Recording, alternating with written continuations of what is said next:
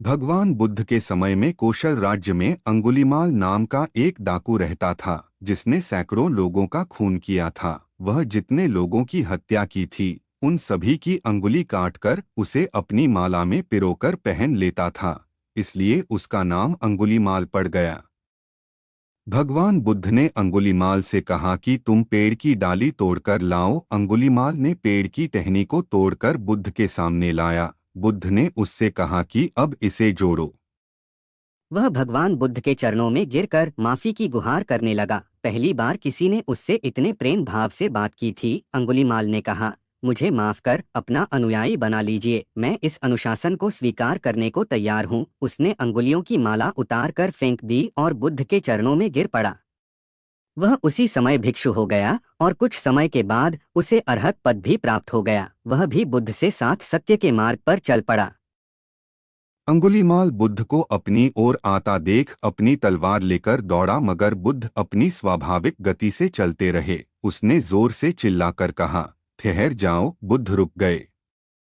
बुद्ध ने अपनी ज्ञान से यह अनुभव किया कि अंगुलीमाल के मन में कहीं दया व करुणा की भावना सोई हुई है, बस उसे जगाने की आवश्यकता है। यह सोच बुद्ध उस ओर चल दिए। जंगल में जिस ओर अंगुलीमाल रहता था, लोगों ने बुद्ध को उस ओर जाने से बहुत मना किया, मगर वे नहीं रुके। अंगुलीमाल बोला, यह कैसे संभव है?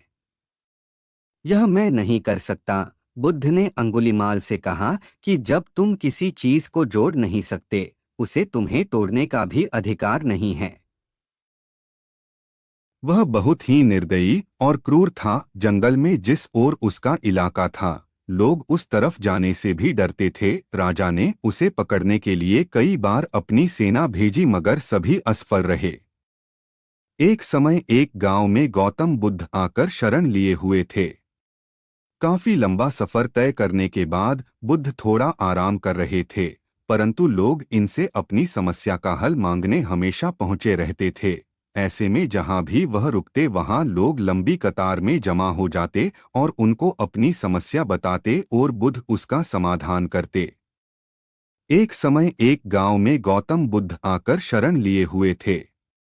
काफी लंबा सफर तय करने के बाद बुद्ध थोड़ा आराम कर रहे थे, परंतु लोग इनसे अपनी समस्या का हल मांगने हमेशा पहुंचे रहते थे। ऐसे में जहां भी वह रुकते, वहां लोग लंबी कतार में जमा।